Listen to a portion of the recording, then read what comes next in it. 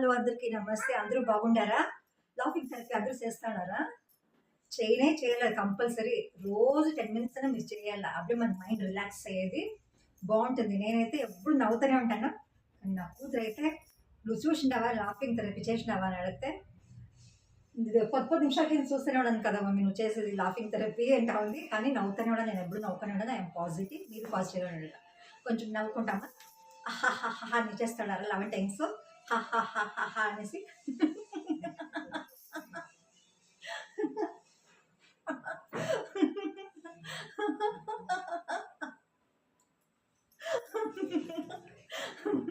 నా కూతురైతే